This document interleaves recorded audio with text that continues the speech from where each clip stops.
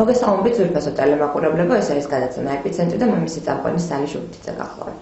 დღევანდელი ჩვენი გადაცემის თემა იქნება ადამიანის უფლებები და თავისუფლებები. ხოლო ამ თემაზე სასაუბროდ ჩვენ მოვიწვევთ ახალგაზრდა ადვოკატები, არასამთავრობო ორგანიზაცია და მისი წარმომადგენელი სალმო გოგლიძე. გამარჯობა სალმო.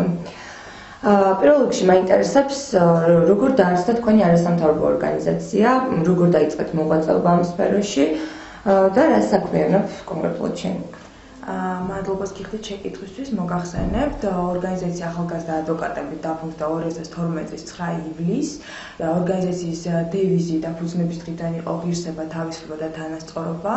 დაფუძნებიდან იყო ძალიან აქტიური არასამთავრობო ორგანიზაცია ადამიანის უფლებათა დაცვის კუთხით ჩართული, ასევე ინსტიტუციური რეფორმების შეფასების მხრივ საკანონმდებლო ინიციატივის წარდგენის ორგანიზაცია არის საქართველოს იუსტიციის სამინისტროსთან არსებული და იურიდიული დახმარების წევრი 2012 წლიდან, ასევე უზენაეს სასამართლოს სამეცნიერო საკონსტიტუციო საბჭოს წევრია, ასევე ჩვენი ორგანიზაცია იყო ერთ-ერთი მათ შორის, რომელმაც ქალბატონი ნინო გვენეტაძე წარადგინა, პრეზიდენტს წარადგინა შესთავაზა მისი კანდიდატურა.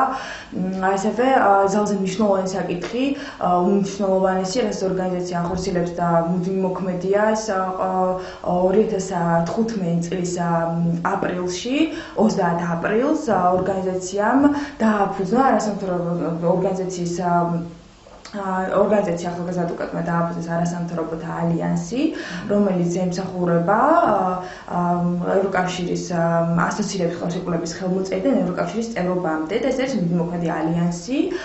ჩვენი კურსი არის საკმაოდ ევროპული და ემსახურება ევროპული ხების განხორციელებას ქვეყანაში. ასევე უფლებადაცვითი ძალიან აქტიური ორგანიზაცია და პროექტები და კვლევები ამაზე მიუთითებს. ჩვენი ორგანიზაციის ვებგვერდზეა ყოველივე განთავსებული. პროექტებთან დაკავშირებით მინდა ვთქვა, რომ ამჟამად იწყებს განხორციელებას ქალთა ფონდის დახმარებით ორგანიზაცია ქალთა პროექტს, რომელიც დაეხმარება 13-14 ივლისს სტიქიით დაზარალულ ქალებს სამეფო უფლებების დაცვაში, გაცნობასა და დაცვაში.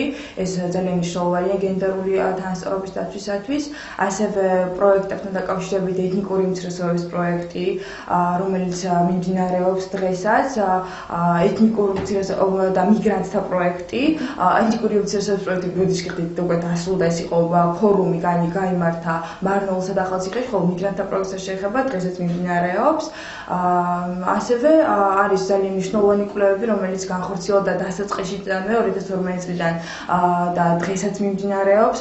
კვლევებზე მუშაობა, კვლევები შემიძლია ერთ-ერთი მაგალითად გითხრათ, უფლებების დაცვის მხრივ ეს არის უვადო პატიმართა სამართლებრივი მდგომარეობის დადგენა და ამასთან დაკავშირებით ორგანიზაცია სურს, რომ საკანონმდებლო ინიციატივა შეიტანოს, რომ კანონში არსებული ხარვეზი, ამნისტიის შესახებ კანონში არსებული ხარვეზი აღმოიფხვრას.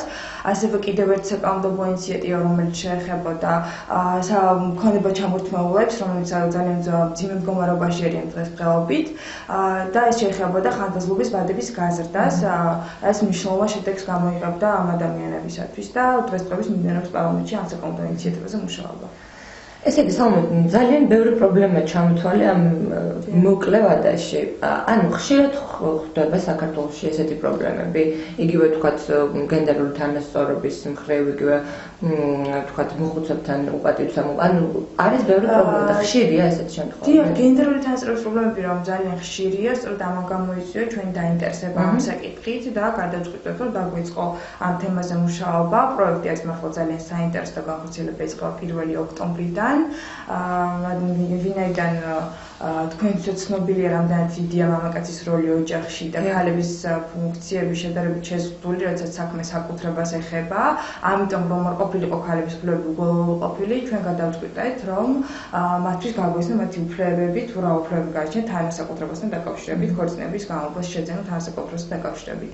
ასევე უფლებების დაცვას რაც შეეხება, რა თქმა უნდა, ძალიან მნიშვნელოვანი პრობლემები არსებობს ამ კუთხით. ორგანიზაცია ყოველთვის იყო ძალიან აქტიური და გამორჩეული ამ სფეროში საქმეებთან დაკავშირებით. ამან გამოიწვია ის, რომ 2014 წელს სპორტსა და ახალგაზრდობის სამინისტროს ბავშვთა და ახალგაზრდების განვითარების ფონდის მიერ დასახელებული იქნა ახალგაზრდა ადვოკატები ყველაზე აქტიურ არასამთავრობო ორგანიზაციად.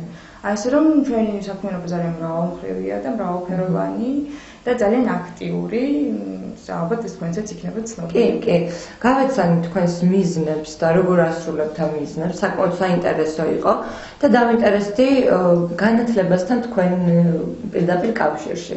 ანუ როგორ ახერხებთ განათლებასთან ესე პირდაპირ კავშირში ყოფნას და რა კვლევებს ატარებთ ამ საკითხთან დაკავშირებით? თქვენ რა კუთხით გულისხმობთ განათლებასთან დაკავშირებით?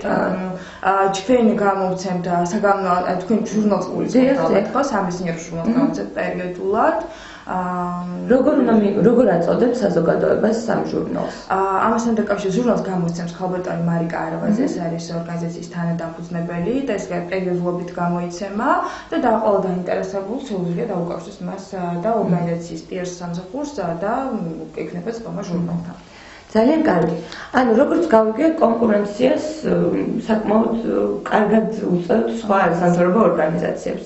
ანუ რეიტინგით რეალურად თქვენ პირველები ხართ ამ საკითხში და ამ სფეროში? იცით, ჩვენ მიზანი არ არის რეიტინგზე და ცნობადობაზე, ასე ვთქვათ, შეიძლება არ იყოს სწორი ახლა ეს პროგრამა. რეიტინგზე მუშაობა ნამდვილად არ არის ჩვენი მიზანი. უფლებების დაცვის მხრივ ვთვლი რომ საკმაოდ აქტიურობები ეს წარმოადგენს ჩვენ ძირითად მიზანს და ალბათ ამ გამოიწვია შემდგომში განაპირობა ჩვენი ცნობადობას. ამის შემოსავალი საჭიროა აუცილებლად, იმიტომ რომ საკმაოდ საინტერესო საზოგადოება ხართ. ესე იგი, კურსი გაქვთ ევროპისკენ, ხო, აღებული? ამას ემსახურება სწორედ ჩვენი მოქმედი ალიანსი ევროკავშირის ასოცირებულ ხელშეკრულების ხელმოწერიდან ევროკავშირის წევრობამდე. ძალიან კარგი.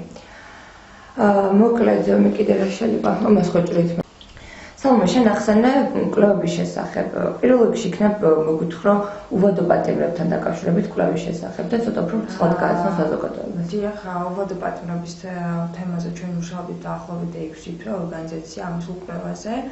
საერთო ჭრილზე განვიხილეთ მთლიანად ანუ რა მდგომარეობაშია დღეს უვადო პატიმრები, რომელთაც არ შეეხოთ ამის შესახებ კანონმდებლობა არ გავრცელდა სამწუხაროდ და კონკრეტულად ერთი უვადო პატიმარი, რომელიც უსამართლოდ იხდის სასჯელს და ამასთან დაკავშირებით სახელმწიფო შევთავაზეთ სარეკომენდაციო წინადადებები, რომელიც მიმედავით რომ გათვალისწინებული იქნება, ასევე გსურს რომ საკანონმდებლო ინიციატივით მიმართოთ პარლამენტს.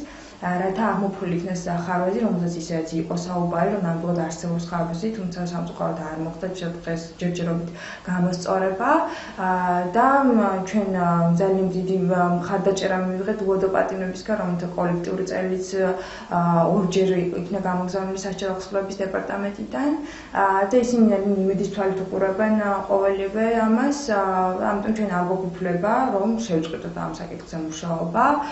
ბოლოს გამოგზავნილი წერილი, რომელშიც დაუდასტურეთ ჩვენი თანადგომა და მხარდაჭერა და მივაწოდეთ ინფორმაცია ამასთან დაკავშირებით, რომ არ შევწყოთ მუშაობას ამ თემაზე, მანამ სანამ არ იქნება საერთო მიზანი მიღწეული სამართლიანობის აღდგენა მათთვის. ასევე ქონება ჩამორთმეულების თემა, რომელიც ძალიან მნიშვნელოვანია.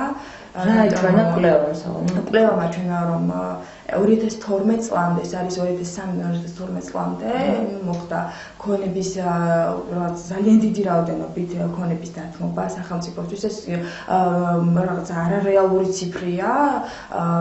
ადამიანები, მოქალაქეები თავის სრულით ახდენენ ქონების დათმობა სახელმწიფოსთვის, რომელიც რა თქმა უნდა ხდებოდა ძალადატანებით. ჩვენ გამოვითხოვეთ ინფორმაცია ამასთან დაკავშირებით, თუ რა არის რაოდენობაა ზუსტად. გვაქვს კონკრეტული ერთი მაგალითიც, რომელსაც ქონება ჩამორთმეულის ფაქტზე, რომელსაც კვლევა განხორციელდა და პარლამენტს შევთავაზეთ, რომ ხანდაზმულობის ვადა გაზრდილიყო 5-დან 15 წლამდე, რათა რაღაც მექანიზმი შექმნილიყო სამართლებრივი, რომ რამე გავლენა მოხდეს დადებითი ამ ადამიანებზე, რომელსაც ფაქტიურად დაკარგეს ქონება და არანაირი იმედი დაბრუნებისა არ არსებობს. ფაქტიურად არანაირი მექანიზმი სახელმწიფოსგან ამ ქონების დაბრუნების პრაქტიკულად არ არსებობს, რომ ხანდაზმულობის ვადა არის გასული. და მინდა ითქვას, რომ საკმაოდ საინტერესო საკანონმდებლო წინადადებაა, რომელზეც მუშაობა მიმდინარეობს პარლამენტში უკვე ორჯერ შედგა მოსმენა და კიდევ ერთხელ არის ჩანიშნული ამ წინადების მოსმა საკანონმდებლო ინიციატივის და ვიმედოვნებთ, რომ ყველაფერი გადასტება სწორედ ამ ადამიანების სასიკეთოდ, რომ რაიმე გავლენა მოახდინოს მართლაც მათზე. სალომე, აგრეთვე ჩვენამდე მოვიდა ეს ინფორმაცია, რომ თქვენ მონაწილეობთ არჩევნების სადამკვირვებლო უფლებამოსილების განხორციელებასა და ამორჩევლის ინფორმირებაშიც. აინტერესებს, როგორ ახერხებთ ამას და რა ღონისძიებებს ატარებთ იმისთვის, რომ ამორჩეველი ინფორმირებული იყოს ამ საკითხში. ამასთან დაკავშირებით 2012 წელში, ასევე წინა წლებშიც ჩვენი ორგანიზაციის თანამშრომლები აქტიურად იღებდნენ მონაწილეობას არჩევნებში, სადამკვირვებლო ფუნქცია ჰქონდათ სწორედ შეთავსებული მათ და ამზადებდნენ ამასთან მონიტორინგის ფუნქცია იყო, ასე ვთქვათ, რომ რაიმე დარღვევას ჰქონდა ადგილი, ძირითადად ამ ფუნქციით შემოიფარგლებოდა ორგანიზაცია. ესეც ერთ-ერთ მოვალეობას წარმოადგენს და ფუნქციას ჩვენი ორგანიზაციის, რომ სამართლიანი არჩევნები წარიმართოს ქვეყანაში, სამართლიანი არჩევნებით მოხდეს სწორედ ხელისუფლების ცვლილება და ადამიანთა ნების გამოხატვა მოხდეს სამართლიანი არჩევნების გზით. ძალიან დიდი მადლობა სალომე მობრძანებისთვის. ეს იყო არასამთავრობო ორგანიზაცია ახალგაზრდა ადვოკატების წარმომადგენელი სალომე გოგლიძე და სალი შუბიციძე გადაცემით ეპიცენტრი. დიდი მადლობა მომავალ შეხვედრამდე.